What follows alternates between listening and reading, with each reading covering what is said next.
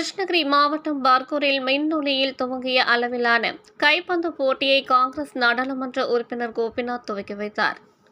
கிருஷ்ணகிரி மாவட்டம் பார்கூரில் ஆண்கள் மற்றும் பெண்களுக்கான 15வது அகில இந்திய அளவிலான விளையாட்டுப் போட்டிகள் துவங்கியது. இப்போட்டியில் சென்னை, கேரளா, கோவை, மதுரை, ஆந்திரா, கர்நாடகா உள்ளிட்ட பல்வேறு இடங்களில் 24 அணிகள் கலந்து கொண்டுள்ளன. மின்னொலியில் துவங்கிய இந்த கைப்பந்து போட்டியின் துவக்க விழா நடைபெற்றது. இந்த துவக்க விழாவிற்கு கிருஷ்ணகிரி காங்கிரஸ் நாடாளுமன்ற உறுப்பினர் கோபிநாத் சிறப்பு அழைப்பாளராக கலந்து கொண்டு மகளிர்களுக்கான கைப்பந்து போட்டியை துவக்கி வைத்தார். இதனையடுத்து முதல் போட்டியாக கேரளா அணியும் சென்னை அணியும் விளையாடியது. இரு அணி வீரர்களும் தங்களது திறமைகளை வெளிப்படுத்தி ஆக்ரோஷமாக விளையாடினார்கள். மின்னொலியில் துவங்கியுள்ள இந்த கைப்பந்து போட்டி வருகின்ற 9ஆம் தேதி வரை நடைபெற உள்ளது. இப்போட்டிகளில் வெற்றி பெறும் அணிகளுக்கு கேடயம் மற்றும் ரொக்க பரிசாக வழங்கப்பட உள்ளதாக தெரிவிக்கப்பட்டது.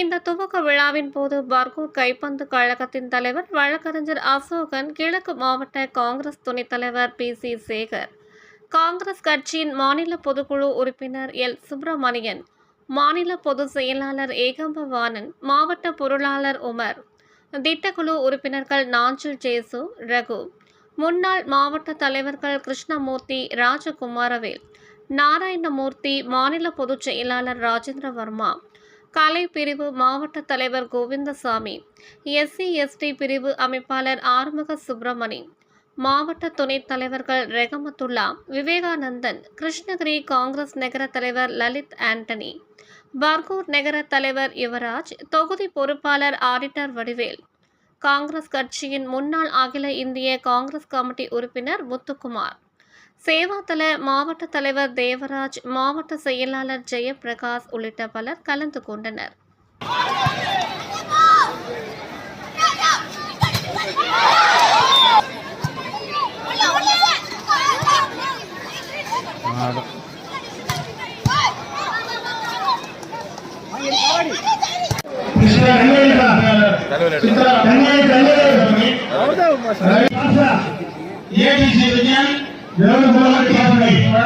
என்பதை மனமார்ந்த நன்றியோடு தெரிவித்துக்